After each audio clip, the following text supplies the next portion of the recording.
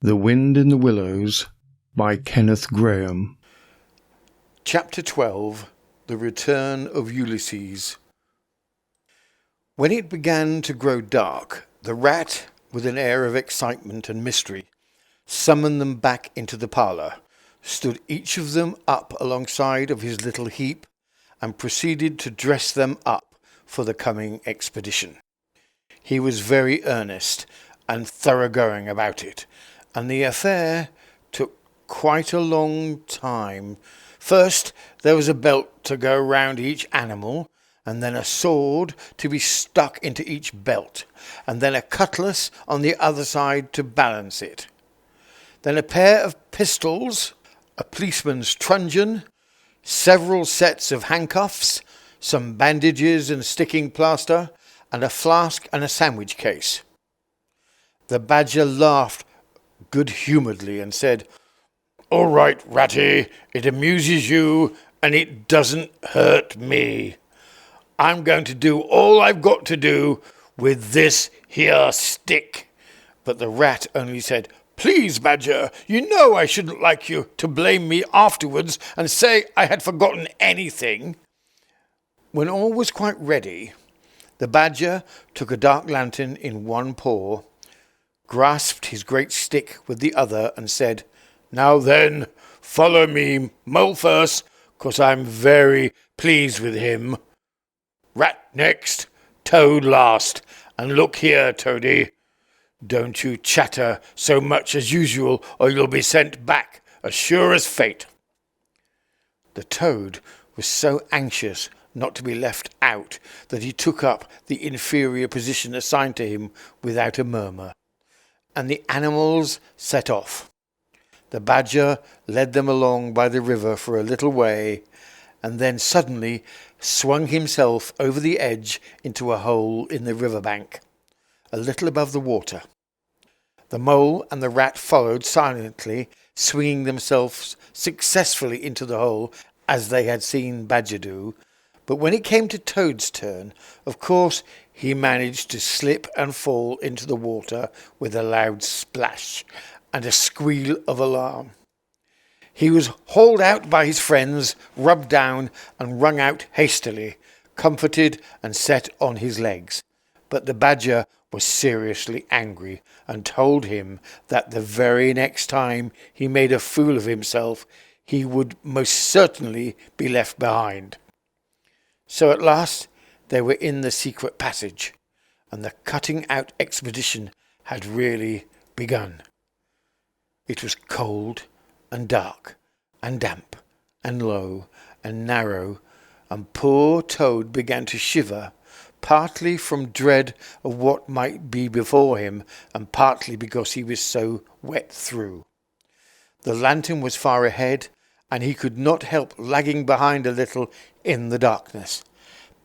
Then he heard the rat calling out warningly, "Come on, Toad!"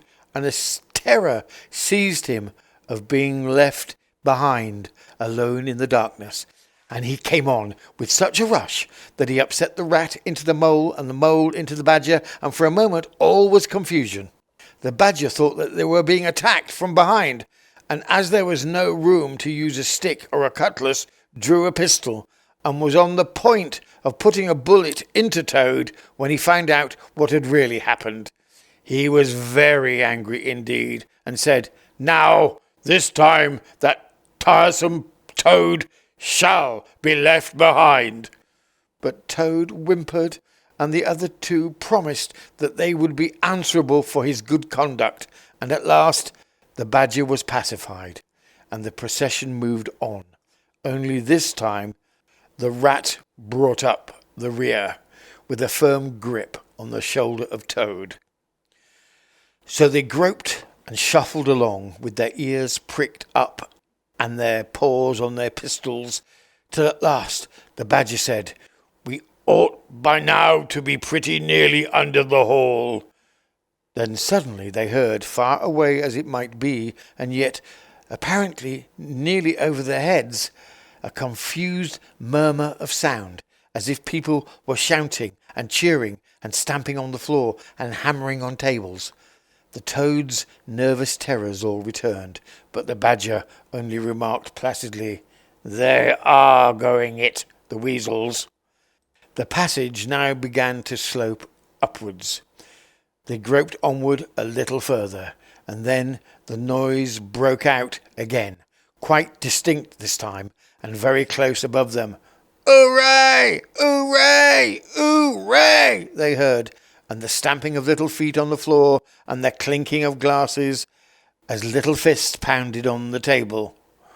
"What a time they're having," said the badger. "Come on." They hurried along the passage till it came to a full stop. They had found themselves standing under the trapdoor that led up into the butler's pantry. Such a tremendous noise was going on in the banqueting hall that there was little danger of their being overheard. The badger said, "Now, boys, all together," and the four of them put their shoulders to the trapdoor and heaved it back. Hoisting each other up, they found themselves standing in the pantry with only a door between them and the banqueting hall, where their unconscious enemies were carousing. The noise, as they emerged from the passage, was simply deafening. At last, as the cheering and the hammering slowly subsided, a voice could be made out, saying, "Well, I do not propose to detain you much longer." Great applause. "But before I resume my seat," renewed cheering, "I should like to say one word about our kind host, Mr. Toad. We all know Toad." Great laughter. "Good Toad, modest Toad, honest Toad." Shrieks of merriment. "Only just let me get at him," murmured Toad, grinding his teeth. "Hold hard a minute," said the badger, restraining him with difficulty. "Get ready, all of you." "Let me sing you a little song," went on the voice, "which I have composed on the subject of Toad." Prolonged applause. Then the chief weasel, for it was he, began in a high, squeaky voice, "Toady went a pleasuring gaily down the street." The badger drew himself up, took a firm grip of his stick, and with both paws glanced round at his comrades and cried, "The hour is come! Follow me!" And he flung the doors wide open. What a squealing and a squeaking and a screeching filled the air. Well might the terrified weasels dive under the tables and spring madly up at the windows. Well might the ferrets rush wildly for the fireplace and get hopelessly jammed in the chimney. Well might tables and chairs be upset and glasses and china be sent crashing on the floor in the panic of that terrible moment when the four heroes strode wrathfully into the room. The mighty badger, his whiskers bristling, his great cudgel whistling through the air, Mole, black and grim, brandishing his stick and shouting his awful war cry, "A mole! A mole!" Rat, desperate and determined, his belt bulging with weapons of every age and every variety.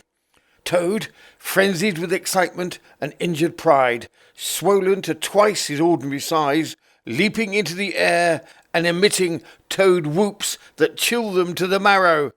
"Toady went a pleasuring," he yelled, "I'll pleasure 'em!" And he went straight for the chief weasel.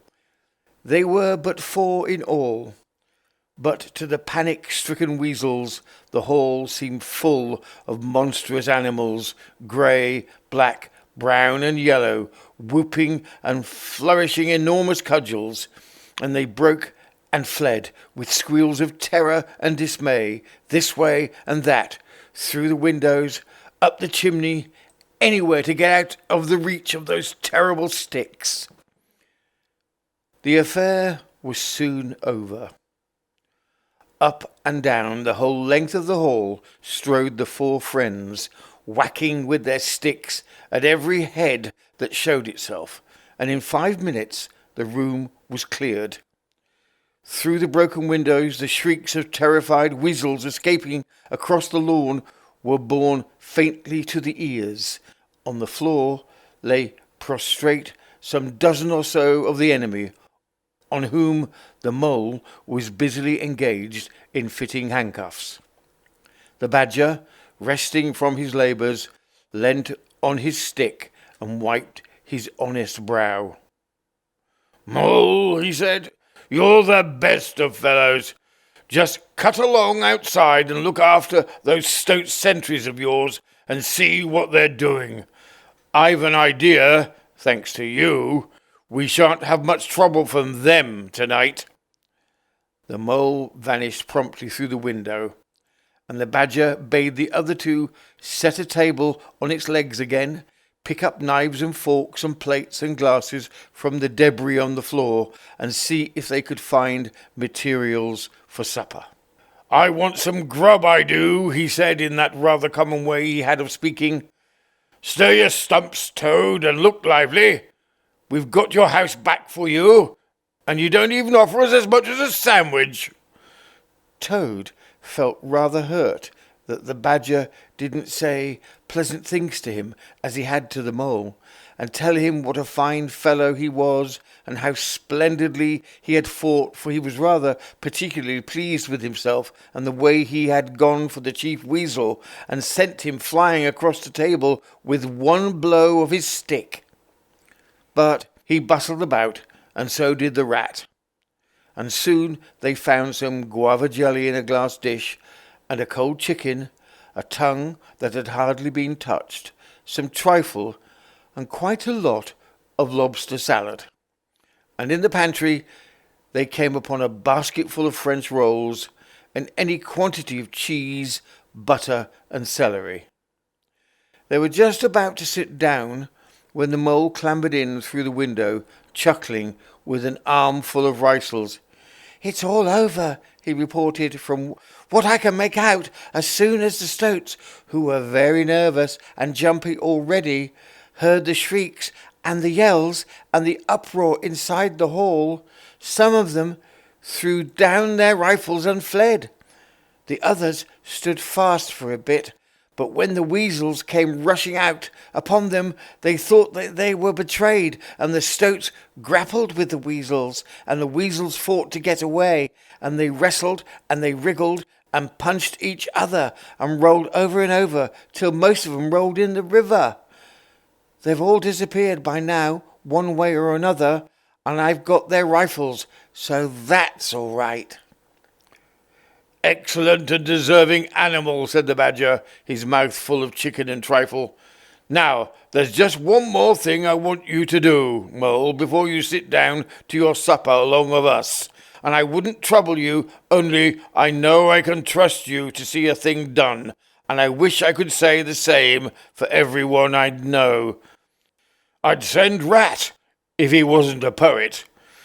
I want you to take those fellows on the floor there upstairs with you and have some bedrooms cleaned and tidied up and made really comfortable. See that they sweep under the beds and put clean sheets and pillowcases on and turn down one corner of the bedclothes just as you know it. It ought to be done, and have a can of hot water and clean towels and fresh cakes of soap put in each room, and then you can give them a licking apiece, if it's any satisfaction to you, and put them out by the back door, and we shan't see any more of them, I fancy. Then come on along and have some of this cold tongue. It's first rate, and I'm very pleased with you, Mole."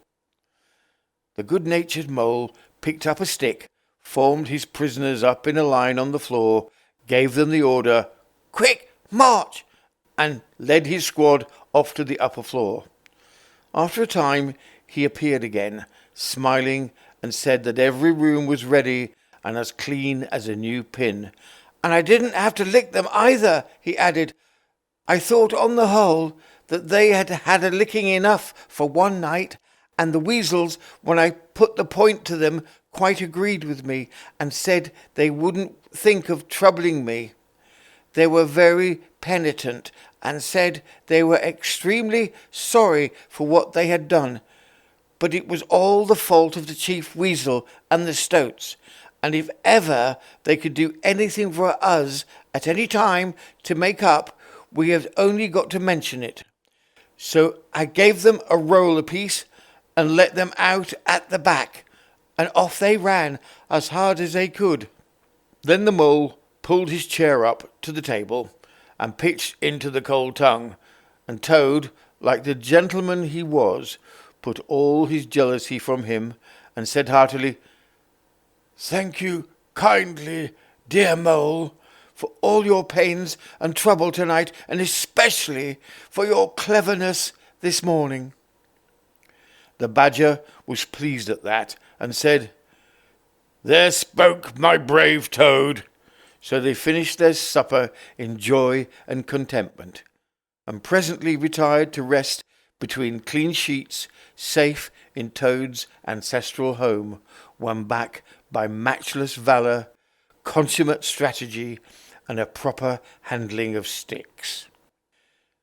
The following morning, Toad, who had overslept himself as usual, came down to breakfast disgracefully late, and found on the table a certain quantity of eggshells, some fragments of cold and leathery toast, and a coffee pot 3/4 empty, and really very little else, which did not tend to improve his temper, considering that, after all, it was his own house. Through the French windows of the breakfast room he could see the mole and the water rat sitting in wicker chairs out on the lawn, evidently telling each other stories, roaring with laughter and kicking their short legs up in the air. The badger, who was in an armchair and deep in the morning paper, merely looked up and nodded when Toad entered the room. But Toad knew his man, so he sat down and made the best breakfast he could, merely observing to himself that he would get square with the others sooner or later. When he had nearly finished, the badger looked up and remarked rather shortly, "I'm sorry, Toad, but I'm afraid there's a heavy morning's work in front of you. You see, we really ought to have a banquet at once to celebrate this affair. It's expected, you know. In fact, it's the rule." "Oh, all right," said the Toad readily. "Anything to oblige, although why on earth you should want to have a banquet in the morning, I cannot understand. But you know I do not live to please myself, but merely to find out what my friends want, and then try and arrange it for 'em. You dear old badger." "Don't pretend to be stupider than you really are," replied the badger. "And don't chuckle and splutter in your coffee. While you're talking, it's not manners. What I mean is, the banquet will be at night, of course, but the invitations will have to be written and got off at once, and you've got to write 'em. Now, sit down at that table. There's stacks of letter paper on it, with Toad Hall at the top in blue and gold, and write invitations to all our friends, and if you stick to it, we shall, I think, get them out before luncheon, and I'll bear a hand too, and take my share of the burden. I'll order the banquet." "What?" cried Toad, dismayed. "Me? Stop inside and write lots of rotten letters on jolly morning like this, when I want to go around my property and set everything and everybody to rights and swagger about and enjoy myself? Certainly not. I'll see you.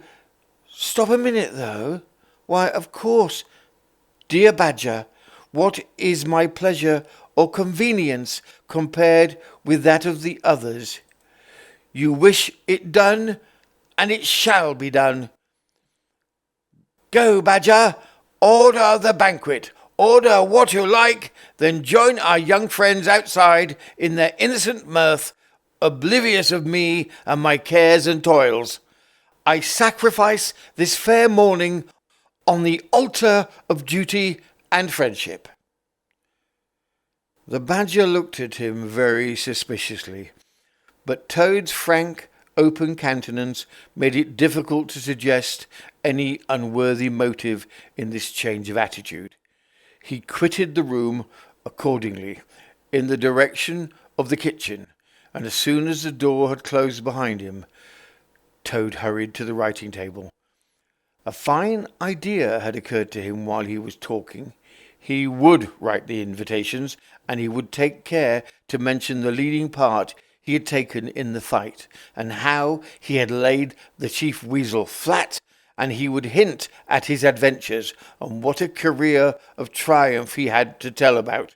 And on the flyleaf he would set out a sort of programme of entertainment for the evening, something like this, as he sketched it out in his head. Speech by Toad. There will be other speeches by Toad during the evening. Address by Toad. Synopsis. Our prison system. The waterways of Old England. Horse dealing and how to deal. Property, its rights and its duties.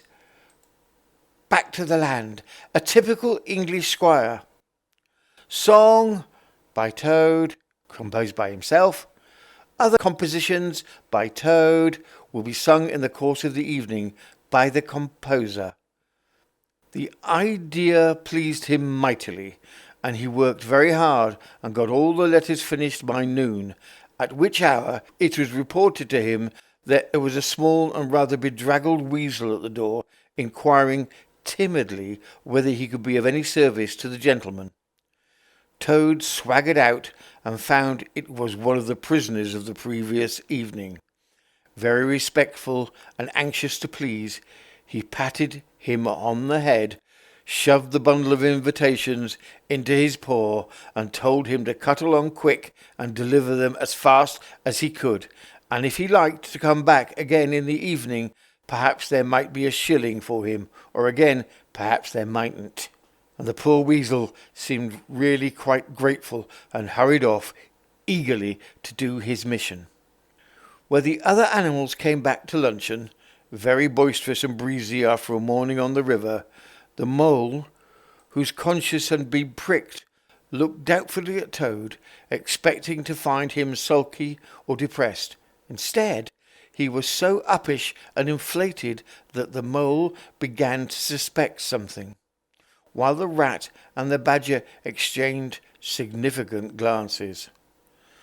As soon as the meal was over, Toad thrust his paws deep into his trouser pockets and remarked casually, "Well, look after yourselves, you fellows. Ask for anything you want," and was swaggering off in the direction of the kitchen garden, where he wanted to think out an idea or two for his coming speeches, when the rat caught him by the arm. Toad rather suspected what he was after, and did his best to get away. But when the badger took him firmly by the other arm, he began to see the game was up. The two animals conducted him between them into the small smoking room that opened out of the entrance hall, shut the door, and put him into a chair. Then they both stood in front of him while Toad sat silent and regarded them with much suspicion and ill humour. "Now look here, Toad," said the rat, "it's about this banquet, and I'm very sorry I'm having to speak to you like this, but we want you to understand clearly, once and for all, that there are going to be no speeches and no songs. Try and grasp the fact that on this occasion we're not arguing with you, we're just telling you." Toad saw that he was trapped. They understood him, they saw through him, they had got ahead of him. His pleasant dream was shattered. "Mind I sing them just one little song?" he pleaded piteously. "No, not one little song," replied the rat firmly, though his heart bled as he noticed the trembling lip of the poor disappointed Toad. "It's no good, Toady. You know well that your songs are all conceit and boasting and vanity, and your speeches are all self-praise and and gross exaggeration and gas, put in the badger in his common way. It's for your own good, Toady, went on the rat. You know you must turn over a new leaf sooner or later, and now seems a splendid time to begin, a sort of turning point in your career. Please don't think that saying all this doesn't hurt me more than it hurts you. Toad remained a long while plunged in thought, and at last he raised his head, and the traces of strong emotion were visible on his features. You have conquered, my friends, he said in broken accents. It was, to be sure, but a small thing that I asked, merely leave to blossom and expand for yet one more evening, to let myself go and hear the tumultuous applause that always seems to me somehow to bring out my best qualities. However, you are right, I know, and I am wrong. Henceforth, I will be a very different Toad. My friends, you shall never have occasion to blush for me again. But, oh dear, this is a hard world. And pressing his handkerchief to his face, he left the room with faltering footsteps. Badger, said the rat, I feel like a brute. I wonder what you feel like. Oh, I know, said the badger gloomily, but the thing had to be done. This good fellow has got to live here and hold his own and be respected. Would you have him a common laughing-stock, mocked and jeered by stoats and weasels? Of course not, said the rat. And talking of weasels, it's lucky we came upon that little weasel just as he was setting out with Toad's invitations. I suspected something from what you told me and had a look at one or two. They were simply disgraceful. I confiscated the lot, and the good mole is now sitting in the blue boudoir filling up plain, simple invitation cards.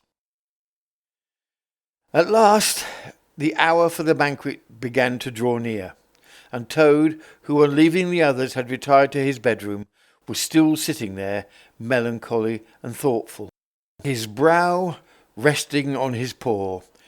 He pondered long and deeply.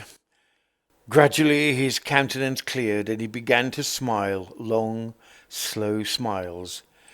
Then he took up giggling in a shy, self-conscious manner, and at last he got up, locked the door, drew the curtains across the windows, collected all the chairs in the room and arranged them in a semicircle, and took up his position in front of them, swelling visibly. Then he bowed, coughed twice, and letting himself go with uplifted voice, he sang to the enraptured audience that his imagination so clearly saw. Toad's last little song. The Toad came home. There was panic in the parlours and howling in the halls. There was crying in the cowsheds and shrieking in the stalls. When the Toad came home.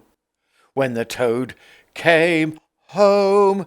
There was smashing in of window and crashing in of door. There was chivying of weasels that fainted on the floor. When the Toad came home. Bang go the drums, the trumpeters are tooting, and the soldiers are saluting, and the cannons they are shooting, and the motor cars are hooting, and as the hero comes, shout, hooray, and let each one of the crowd try and shout it very loud, in honour of an animal whom they are justly proud, for it's Toad's great day. He sang this very loud, with great unction and expression, and when he had done, he sang it all over again. Then he heaved a deep sigh, a long, long, long sigh. Then he dipped his hairbrush in the water jug, parted his hair in the middle, and plastered it down very straight and sleek on each side of his face, and, unlocking the door, went quietly down the stairs to greet his guests, who he knew must be assembling in the drawing-room. All the animals cheered when he entered, and crowded round to congratulate him and say nice things about his courage and his cleverness and his fighting qualities, but Toad only smiled faintly and murmured, "Oh, not at all," or "Sometimes, for a change, oh, on the contrary." Otter, who was standing on the hearthrug, describing to an admiring circle of friends exactly how he would have managed things had he been there, came forward with a shout, threw his arm around Toad's neck, and tried to take him round the room in triumphal progress. But Toad, in a mild way, was rather snubby to him, remarking gently as he disengaged himself, "Badgers was the mastermind. The mole and the water rat bore the brunt of the fighting. I merely served in the ranks and did little or nothing." The animals were evidently puzzled and taken aback by this unsuspected attitude of his, and Toad felt, as he moved from one guest to the other, making his modest responses, that he was an object of absorbing interest to everyone. The Badger had ordered everything of the best, and the banquet was a great success. There was much talking and laughter and chaff among the animals, and through it all, Toad, who of course was in the chair, looked down his nose and murmured pleasant nothings to the animals on either side of him. At intervals he stole a glance at the Badger and the Rat, and always when he looked they were staring at each other with their mouths open, and this gave him the greatest satisfaction. Some of the younger and livelier animals, as the evening grew on, got whispering to each other that things were not so amusing as they used to be in the good old days, and there were some knockings on the table and cries of "Toad, speech! Speech from Toad! Song! Mr. Toad's song!" But Toad only shook his head gently, raised one paw in mild protest, and by pressing delicacies on his guests, by topical small talk, and by earnest inquiry after members of their families not yet old enough to appear at social functions, he managed to convey to them that this dinner was being run on strictly conventional lines. He was indeed an altered Toad. After this climax, the four animals continued to lead their lives so rudely broken in upon by civil war, in great joy and contentment, undisturbed by further risings or invasions. Toad, after due consultation with his friends, selected a handsome gold chain and locket set with pearls, which he dispatched to the jailer's daughter with a letter that even the Badger admitted to be modest, grateful and appreciative. And the engine driver in his turn was properly thanked and compensated for all his pains and trouble. Under severe compulsion from the Badger, even the barge woman was, with some trouble, sought out and made the value of her horse discreetly made good to her, though Toad kicked terribly at this, holding himself to be an instrument of fate, sent to punish fat women with mottled arms who couldn't tell a real gentleman when they saw one. The amount involved, it was true, was not very burdensome, the gypsy's valuation being admitted by local assessors to be approximately correct. Sometimes in the course of long summer evenings the friends would take a stroll together in the wild wood, now successfully tamed so far as they were concerned, and it was pleasing to see how respectfully they were greeted by the inhabitants, and how the mother weasels would bring their young ones to the mouths of their holes and say, pointing, "Look, baby, there goes the great Mr. Toad, and that's the gallant water rat, a terrible fighter, walking along 'em, and yonder comes the famous Mr. Mole, of whom you often have heard your father tell, but when their infants were fractious and quite beyond control, would quiet them by telling how, if they didn't hush and not fret them, the terrible grey Badger would up and get them."